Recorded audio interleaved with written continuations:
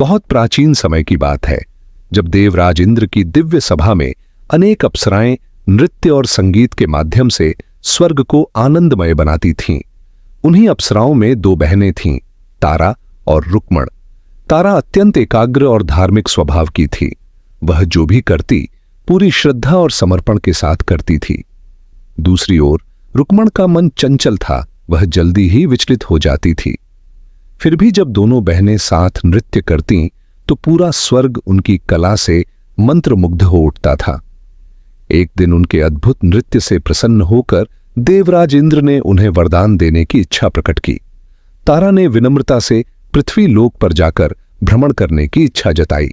यह सुनकर सभी को आश्चर्य हुआ, क्योंकि एक अप्सरा होते हुए भी तारा का झुकाव भक्ति और धर्म की ओर था। रुक्मण ने भी अपनी बहन का अनुसरण करते हुए वही वरदान मांग लिया।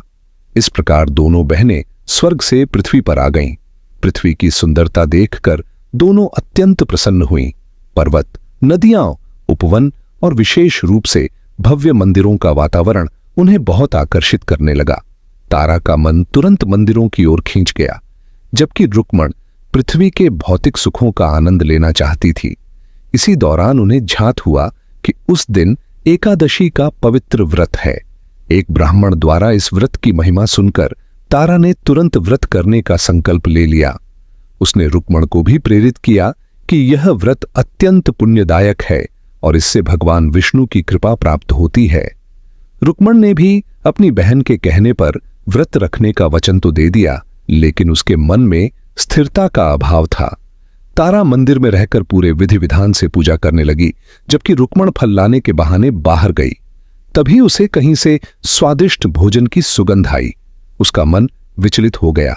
एक ओर उसे अपनी बहन को दिया हुआ वचन याद था, तो दूसरी ओर स्वादिष्ट भोजन का लालच।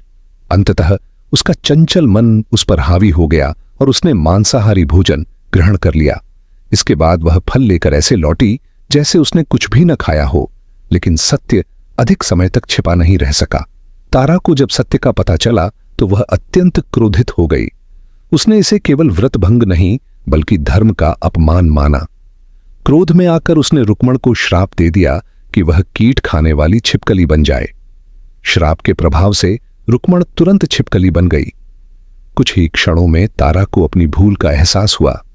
उसने माता शक्ति से प्रार्थना की कि उसकी बहन को मार्ग दिखाया जाए और उसे मुक्ति मिले। उधर छिपकली के रूप में रुक्मण एक आर्षि के आश्रम में पहुंच गई। वहां का वातावरण भक्ति, यज्ञ और तप से भरा हुआ था। इस पवित्र वातावरण में रहते हुए उसे अपनी भूल का गहरा पश्चाताप होने लगा। एक दिन आश्रम में एक दुष्ट शिष्य ने ईर्ष्या और क्रोध में आकर यज्ञ को नष्ट करने की योजना बनाई। उसने प्रसाद की खीर में विष मिला दिया, जिससे पूरे आश्रम में अनर्थ हो सकता था। रुक्मण, जो अब छिपकली के रूप में थी, इस षड्यंत्र की साक्षी बनी। उसने समझ लिया कि यदि यह खीर प्रसाद के रूप में वितरित हुई तो सभी के प्राण संकट में पड़ जाएंगे।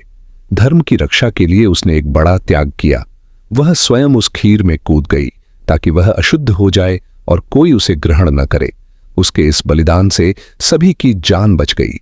ऋषियों ने उसके त्याग को समझा और उसे आशीर्वाद दिया कि उसे अगले जन्म में मनुष्य योनि प्राप्त होगी और उसके पाप नष्ट हो जाएंगे। यहीं से प्रारंभ होती है उनके अगले जन्म की कथा, जहां भाग्य, भक्ति और कर्म एक नई दिशा लेते हैं।